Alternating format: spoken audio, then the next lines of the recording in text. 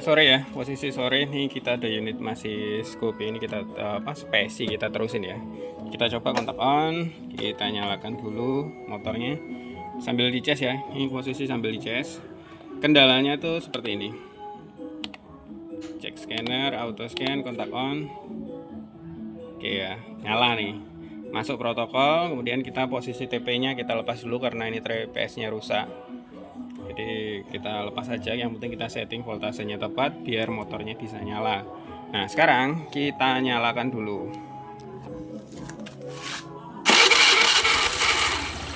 Oke, sudah nyala, tapi begitu nyala mesin ini kacau ya, datanya kacau, ini TPS segala macam kacau.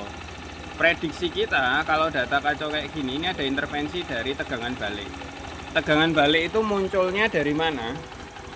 Itu banyak, bisa dari kiprok, sepul, koneksi kabel, ataupun yang paling sering itu kabel coil.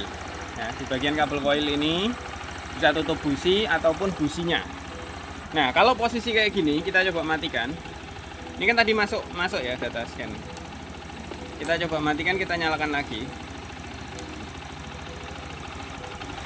Nanti kejadiannya akan unik juga. Masuk ya. Masuk ke scanner, auto scan. Nah, protokol 0 atau dia nggak mau masuk. Artinya kalau posisi mesin mati, kita matikan mesin ya. Kita auto scan lagi. Dia akan masuk. Nah, masuk ya, masuk ke menu.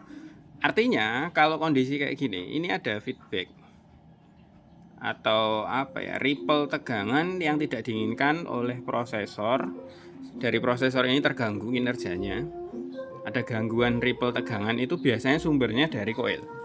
Jadi teman-teman periksa nih bagian coil, busi, tutup busi dan lain-lain. Nah ini kita lepas ya. Nih, tutup businya tuh, kelihatan ya? Tuh kelihatan kan? Businya warna oranye. Terus ada bautnya ketinggalan di sini.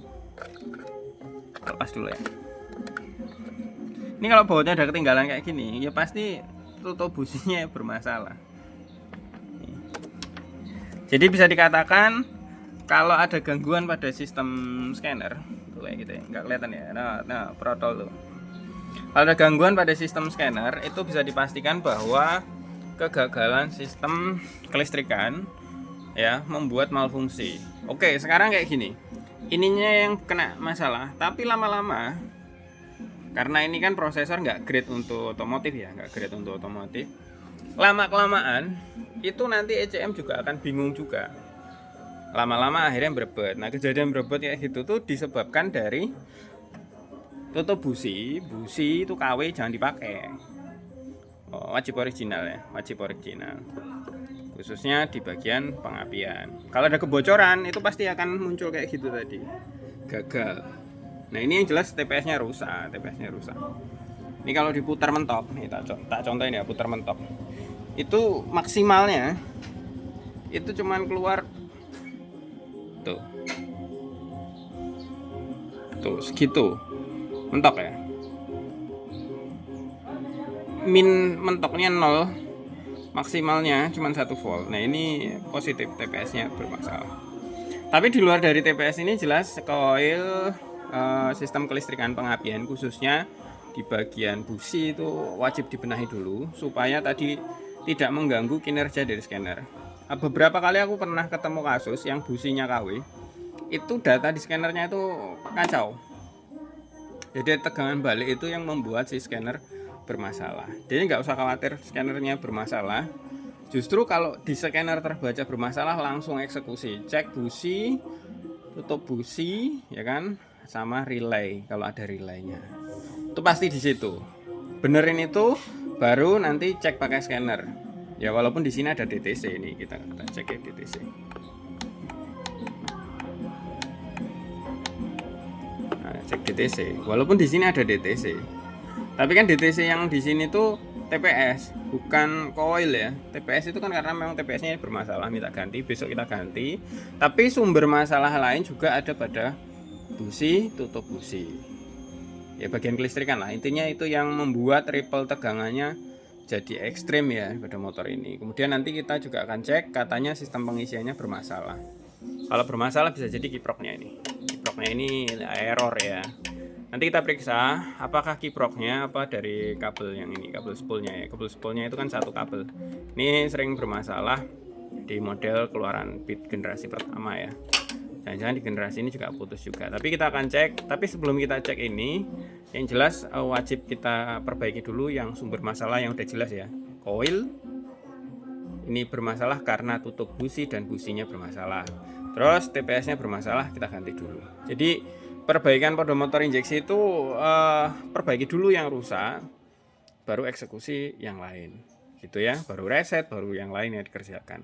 Jangan yang udah jelas-jelas bermasalah nggak diganti. Nah itu masalah juga, Anda yang bermasalah. Jadi perbaiki dulu, baru nanti dicek yang lainnya. Kalau TPS ini wajib ganti. Kondisi kerusakan fatal ya. Fatal. Ini TPS-nya low voltage. Gagal ya. Gagal nggak bisa mengirim balik tegangan ke ECM. Jadi kan TPS ini kan ada tegangan plus minus ya. Nah, untuk memastikan itu apakah yang TPS-nya yang rusak atau kabelnya, cek aja di sini. Lepas TPS-nya nanti kan ada kabel nih, 3 nih. Pinggir sama pinggir itu di tester berapa tegangannya. Normalnya itu keluar 5 volt. Nah, sinyal referensinya itu yang tengah atau sinyal TPS-nya nanti tengah itu kembali ke ECM. Sebenarnya 5 volt juga dari ECM, groundnya juga dari ECM, tapi 5 voltnya sudah ada, berarti sinyal referensinya yang balik ke ECM yang kabel tengah itu kembali ke ECM, apakah normal atau enggak. Nah, kalau itu diganti TPS-nya nanti normal ya normal.